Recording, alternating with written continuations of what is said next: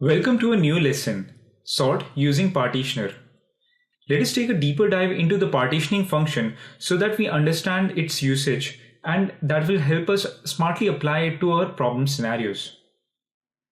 Till now we have seen that the data flows through the map logic, where it is processed and then it goes through the shuffle and sort and partitioning phase, which is all provided by Hadoop, and then it goes through the reduce phase, which again is designed by the user, and ultimately it produces the output result.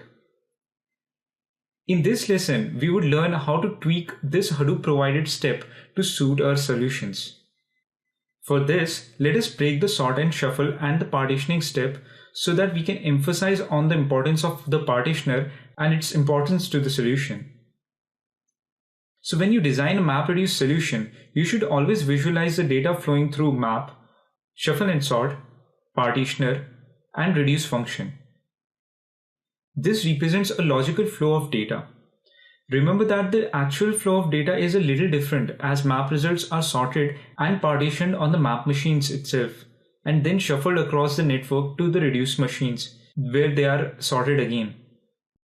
That flow is the correct and the actual flow. But while designing the solution, you would like to divide your solution in the logical phases as shown. Now, one thing to note is that your solution will have to use sort phase in any case.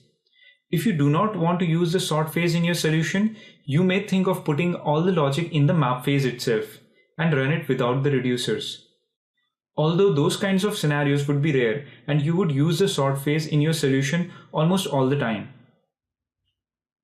Now, when you are working on a large data set, there would be many input splits and many maps would be working in parallel. This gives a higher throughput. Parallel processing is the strength of MapReduce framework, and it should be used at all times. But the catch which a newbie to Hadoop falls into is that he or she often forgets to use this parallel processing at the reduce phase, which reduces overall efficiency of the job. Remember that the number of reducers that are being used needs to be explicitly set by the user, while the number of maps are automatically and intelligently calculated by Hadoop, keeping in consideration split size and data locality.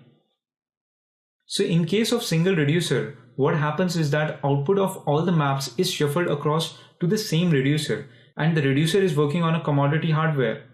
And so all the advantage that has been generated on the map phase is lost during the reduce phase. So it is recommended to increase the number of reducers. Considering the usage of default partitioner, in this case, what happens is that the two reducers output two individually sorted files. But these two sorted files are not easy to merge together into one output sorted file. By easy, I mean that we won't be able to produce one large sorted file by concatenating them. Let us see with an example. Let me just show the input file. I have just added random lines to it. Now when I run with property mapred.reduce.task equal to 2,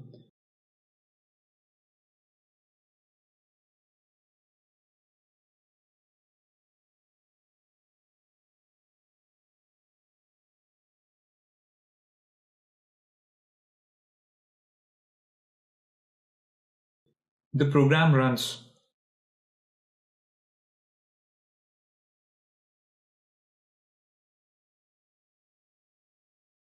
And here you can see that two reducers ran the job. Now I'll ls out6 directory.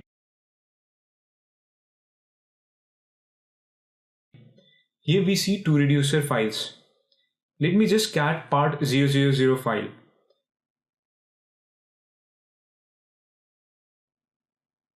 And now let me just cat part 1 file. So here you see that the two output files are individually sorted, but when they are concatenated, they won't produce the complete sorted file. So coming back to the presentation, I would put the important points and observations. First of all, the default partitioner is hash partitioner, and we are learning here about the hash partitioner.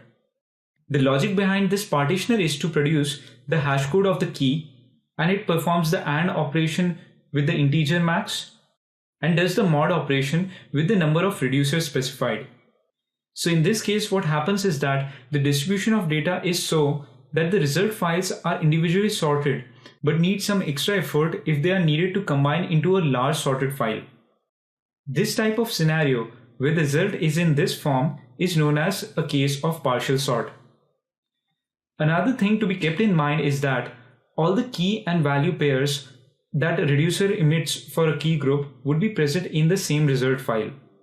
This is particularly an important point to be kept in mind if you're designing a solution with a chain of MapReduce calls and output of this job acts as an input to another job. In case if you want your solution to output files which can be concatenated to produce one big sorted file, that is termed as a case of total sort.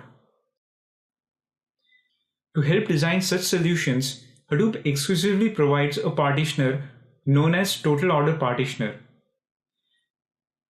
Writing a custom partitioner which can partition the map output into sorted and almost equal distribution of partitions is a little difficult. I would request you to give a think about writing such a custom partitioner which is flexible to sort and partition the map output into equal portions. It would be very difficult, and thus you would be able to understand the beauty of total order partitioner. The biggest challenge while designing such a solution is to divide the map output into a distribution that is almost equal. It won't be efficient if one reducer gets most of the portion of the work and the other one doesn't get any. It can happen so that the key distribution shape is in form of a bell curve. In those cases, dividing the key space by the number of reducers won't give a uniform distribution of workload. Hence, with total order partitioner, Hadoop provides input sampler which samples the input space to find out the distribution and helps total order partitioner to divide the key space into somewhat equal portions. So always you would see implementation of input sampler along with total order partitioner. In the next section, we understand another technique we can apply to our solutions, that is secondary sort technique.